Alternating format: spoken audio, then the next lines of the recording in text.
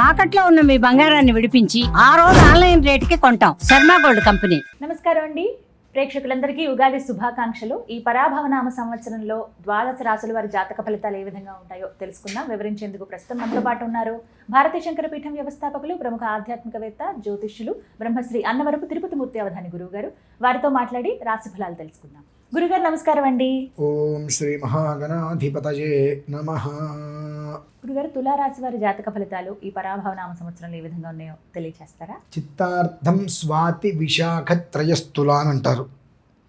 ఇందులో ప్రధానంగా చూసుకున్నట్లయితే చాలా జాగ్రత్తగా ఉండండి ప్రతి ఒక్కరూ కూడా.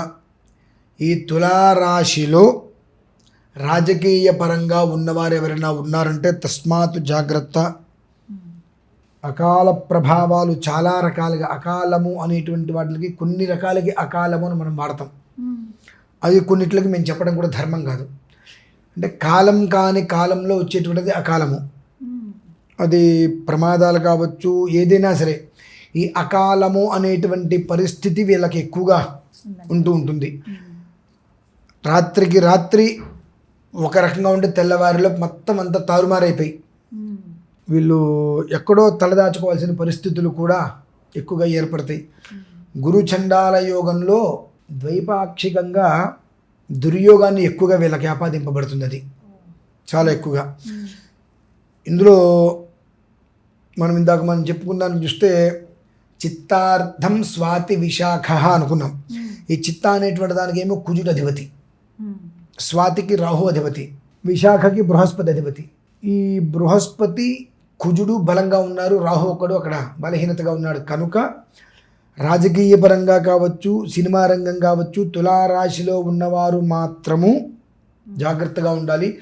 బిజినెస్ చేసేవాళ్ళు మాత్రం పైకి వెళ్తారమ్మా బాగా. బిజినెస్ చేసేటువంటి వాళ్ళు మాత్రం మంచి స్థితికి అలా ఎగబాగుతూనే ఉంటారు. ఎలా అయితే కనుక నీరు కిందకే వెళ్తుంది, నిప్పు నింగినే చూస్తుంది. ఎంత పైకి పెట్టినా నీరు కిందకు వచ్చేస్తుంది, ఎంత కిందకి పెట్టినా నిప్పు పైకి వెళ్తుంది. ఆ రకంగా వ్యాపారం చేసేటువంటి వాళ్ళు మాత్రం, ఉద్యోగం చేసేటువంటి మాత్రం అధిక స్థాయికి పైకి వెళ్ళే ప్రయత్నమే ఉంటుంది. కానీ రాజకీయ పరంగా, సినీ వర్గంగా మాత్రం అకాల విధానాలలో చాలా ఎక్కువగా ఉంటూ మానసిక ఆవేదనలతో హార్ట్ స్ట్రోకులు కూడా వచ్చేటువంటి ప్రమాదాలు కొంతమందికి ఉన్నాయి. మనం కొన్ని వినరానివి, కొన్ని కనరానివి కూడా ఈ యొక్క తులారాశికి సంబంధించిన దాంట్లో చూస్తాం. వాళ్ళకి స్ట్రెస్ బాగా ఎక్కువ. వాళ్ళు ఏంటంటే మా వల్ల ఎదుటి వాళ్ళు స్ట్రెస్ పడుతున్నారు కదా అని అనుకుంటారు. బట్ కానీ ఏంటంటే వాళ్ళు పడేటువంటి పరిస్థితి తెలియకుండా శరీరం మొత్తం కూడా ఇలా ఉండేటువంటి మనిషి ఇలా అయిపోతూ తిండి తినలేరు, ప్రశాంతంగా కూర్చోలేరు. ఒక రాగి రేకు కింద మంట, ఆ రాగి రేకు బాగా కాలేటువంటి పరిస్థితుల్లో దాని మీద ఇసుక, సూర్యకిరణాలు చాలా బలంగా దాని మీద పడుతున్నాయి. దాని మీద మనిషిని బుర్చిపెడితే ఎలా ఉంటుంది? రాజకీయ పరంగా, సినిమా రంగంలో వాళ్ళకి మాత్రం ఈ రెండు దారుణంగా జరగబోతున్నాయి. ఎలాంటంటే వాళ్ళు పాపం చెప్పుకోలేరు. పల్లేరకాయలు గుచ్చుకున్నట్టుగా ఉంటుంది వాళ్ళ పరిస్థితి అంతా. గుచ్చుకుంటే వదిలేస్తాయి, కాళ్ళకి మాత్రం నొప్పి వస్తూ ఉంటుంది. ఆ రకంగా వాళ్ళకి ఎటు చూసినప్పటికీ కూడా మానసికంగా, శారీరకంగా అన్ని రకాలుగా ఒక ముళ్ళ కంచులో ఇరుక్కున్నట్టు ఇట్లా ప్లేస్ ఉంటుంది. బయటికి ఎలా రావాలో తెలీదు. ఎలా రావాలని ప్రయత్నం చేసినా ఒంటికి ఘాట్లు తప్పవు. అలా నిలబడి ఉన్నా కుప్పకూలిపోతాం. అంటే ఎలా అయినా ప్రమాదం తప్పదు. దాన్ని బయటకు ఎలా పడాలి అనేటువంటి విషయాన్ని వీళ్ళకి తెలివితేటలు ఉన్నప్పటికీ కూడా ఆ టైంలో తెలివితేటలు మొత్తం చెవిటివైపోతాయమ్మా. నాకు అది బాధగా ఉంది. ఆ టైంలో తెలివితేటలు మొత్తం చెవిటివైపోతాయి. గురువు కుజుడు ఇద్దరు బలంగా ఉండి, బలహీనత ఉన్నటువంటి అక్కడ రాహు నక్షత్రం ఏదైతే ఉందో దాని మీద గట్టిగా ప్రెజర్ పెట్టేశారు. సేమ్ టైంలో గురువుకి కూడా కుజుడిని చూసుకొని ఎండ, కుజుడు మంత్రి, కుజుడిని చూసుకునే బృహస్పతికి ఎండ. కానీ ఆ సమయంలో ఆయనకి స్వవిధానంలో బలం తక్కువ. కాబట్టి ఇప్పుడు అక్కడ కుజుడు ఏం చెబితే అది చేయవలసిందే. కనుక పరిహారం ఎలా వస్తుంది అంటానికి కుజుడు ఏం చెప్తే అది బృహస్పతి ఓకే అంటాల్సిందే. ఎలా ఉంటుందంటే కొన్ని కర్మ ప్రారంధాలు మనం ఒక ఐఏఎస్కి లెటర్ రాస్తాం, ఏదైనా ఒక విషయం గురించి ఇస్తాం. ఐఏఎస్ మీద సామాన్యమైంది కాదు. మొత్తం అంతా చదువుతాడు.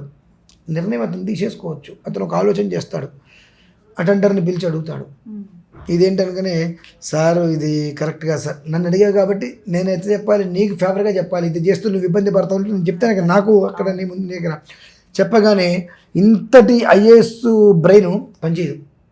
అటెండర్ చెప్పిందే వింటాడు. ఓకే ఇది ఈ అప్లికేషన్ పక్కన పెట్టాయి, ఒక్క సొంతకం పెడితే 10 మంది జీవితాలు బాగుపడతాయి, కానీ అటెండర్ చెప్పిన మాట మీద పక్కన పెట్టేసి నువ్వు ఆ స్థితి ఇక్కడ ఏర్పడుతుంది. కాబట్టి ఈ తులారాశి వారు సాధ్యమైనంత వరకు కుజున్ని సుబ్రహ్మణ్యేశ్వర స్వామిని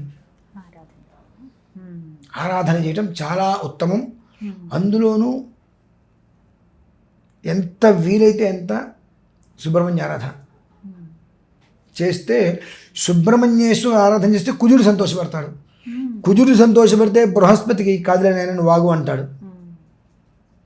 బృహస్పతిని నువ్వు వాగు నాయన ఇప్పటికా సమయం ముందు నేను చెప్తాను అంటాడు. కుజుడి మాటకి గౌరవం ఇచ్చి బృహస్పతి శాంతిస్తాడు. అప్పుడు ఈ యొక్క రాహు నక్షత్రంలో ఉండేటువంటి మన వ్యవస్థ అమ్మయ్య పర్లేదు, ఇప్పటికి నాకు గండం గట్టెక్కింది, ఇంత గట్టిగా ఉన్నటువంటిది కాస్త వదిలొచ్చింది, కాబట్టి ఇలా ఇలా ఇలా ఇలా జాగ్రత్తగా పైకి వచ్చేద్దాము, కొంచెం కొంచెం గీరుకుంటే పెద్ద కష్టమేం కాదు అనేటువంటి స్థితి వాళ్ళకు వస్తుంది. కాబట్టి సాధ్యమైనంత వరకు సుబ్రహ్మణ్యేశ్వరుని ఎంతగా నువ్వు ఆరాధన చేయగలిగితే నీకు కుదురుతుందా, చక్కగా సుబ్రహ్మణ్యేశ్వర స్వామి వారిని విగ్రహాన్ని, అది సర్పరూపం కావచ్చు ఏదైనా సరే, ఒక 6 రోజుల పాటు దానికి చేయవలసిన అన్ని రకాల విధానాలు పూర్తి చేయించి వాయు ప్రతిష్ఠ చేయమని చెప్తా. యంత్ర ప్రతిష్ఠ కాకుండా యంత్ర ప్రతిష్ఠ చేయాలంటే నువ్వు ఒక మందిరం కట్టుకుని అందులో యంత్ర ప్రతిష్ఠ రోజు నిత్య ధూపదీప నైవేద్యం దానికి పెట్టాలి. నీ జన్మాంతం పెట్టాల్సిందే నార్మల్గా అయితే. కనీసం ఇప్పుడు ఉన్నటువంటి పరిస్థితుల్లో, ఇటువంటి క్లిష్టమైన పరిస్థితుల్లో నుంచి, ఇబ్బందుల్లో నుంచి నేను పూర్తిగా బయటపడలేకపోయినా కనీస మాత్రం నేను బయటపడాలి అని అనుకున్నట్లయితే సుబ్రహ్మణ్య స్వామి సర్పరూపం కానీ ఏదైనా ఒక విగ్రహాన్ని తీసుకొని చేయించి 6 రోజుల పాటు దానికి చేయవలసిన అన్ని రకాల విధానాలు ఏదైతే కనుక అధివాసాలను మొత్తం చేయించి వాయు ప్రతిష్ఠ చేసినట్లయితే నువ్వు రోజు వెళ్ళి నీళ్ళు పెట్టవలసిన అవసరం లేదు. ఆ వాయు ప్రతిష్ఠ అనేటువంటి మీనింగ్ జల ప్రతిష్ఠ కావచ్చు, యంత్రము లేకుండా చేసేయడం అలా పెట్టేసేయటమే. అంటే వాయు ప్రతిష్టలో కూడా చర ప్రతిష్ఠ ఉంటుంది ఒకటి. ఆ వాయు ప్రతిష్టలో రెండో విధానం చర ప్రతిష్ఠ.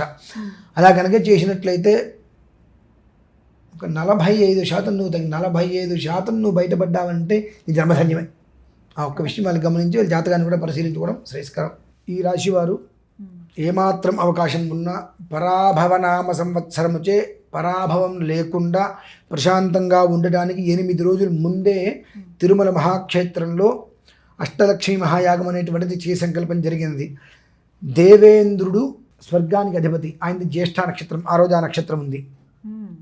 అలాగే బుధవారం బుధ అనుగ్రహం. ఇట్నుంచి చూసుకుంటూ వస్తే బృహస్పతి ఆ సమయానికి రాజుగా వస్తున్నారు. అప్పుడు వీళ్ళందరికీ కూడా అధిష్టానం ఉపేంద్రుడు అనగా శ్రీ మహావిష్ణువు. ఆ శ్రీ మహావిష్ణువు ఎప్పుడు సంతోషపడతాడు అంటే అమ్మవారిని మనం ఆరాధిస్తే ఆయన బాగా సంతోషపడతాడు. ఆ కారణం చేత తిరుమల శ్రీవారి యొక్క పరిసరాలలో అష్టలక్ష్మి మహాయాగం అనేటువంటిది సంకల్పం జరిగింది కనుక ప్రత్యేకంగా ప్రతి ఒక్కరూ కూడా ప్రత్యక్ష పరోక్షంగా కానీ ఆ ఒక మహాకర్తులో పాల్గొనగలిగితే ఆ పరాభవము అనేటువంటి నామం నుంచి బృహస్పతి యొక్క అనుగ్రహం కలిగి ఆ శ్రీ మహావిష్ణువు తోడి ఉండి పరాభవము అనేటువంటి దాని నుంచి మనల్ని ఏమాత్రం అవకాశం దూరంగా ఉంచడానికి చాలా అవకాశం ఉంది కనుక అది దృష్టిలో ఉంచుకొని 12 రాశుల వారి కోసం ప్రత్యేకంగా నిర్వహిస్తున్నటువంటిదే ఈ యొక్క అష్టలక్ష్మి మహాయాగం 11వ తారీఖు మార్చి. అందరూ పాల్గొనొచ్చు కదండి. ప్రతి ఒక్కరూ పాల్గొనవలసిందే. 27 నక్షత్రాల వారు తప్పకుండా పాల్గొని తీరవలసిందే. దీనివలన వాళ్ళకి జరిగేటువంటిది ఆ రోజు నుంచే, ఎప్పుడో కాదండి, ఆ రోజు నుంచే యుగాదిలోపు రోజుకు ఒక రకమైనటువంటి ఆనందాన్ని వాళ్ళు చూడగలుగుతారు. అది మాత్రం నేను ఖచ్చితంగా చెప్పగలనమ్మా. 1,000,000 విప్పపూలతో హోమం చేస్తున్నా. అద్భుతం. మామూలుగా ఏదో 1 కిలో 10 కిలోలు కదమ్మా, 1,000,000 విప్పపూలతో ఎందుకు హోమం చేస్తున్నానంటే ఆ పరాభవన సంవత్సరం ఏ స్థాయిలో ఉందో తెలుసు కాబట్టి. విప్పపు అంటే మధుపుష్పం అంటారు, అమ్మవారికి అత్యంత ప్రీతికరమైనటువంటిది. ఆ అమ్మవారి ప్రీతికరమైన పదార్థాల్లో అమ్మవారిని సేవించి తద్వారా శ్రీ మహావిష్ణువు యొక్క అనుగ్రహంతో రాజుగారి యొక్క ఆశీస్సులతో క్షేమంగా ఉండాలి అని ఉద్దేశ్యం. చక్కగా వివరించారు. ధన్యవాదాలు గురుగారు.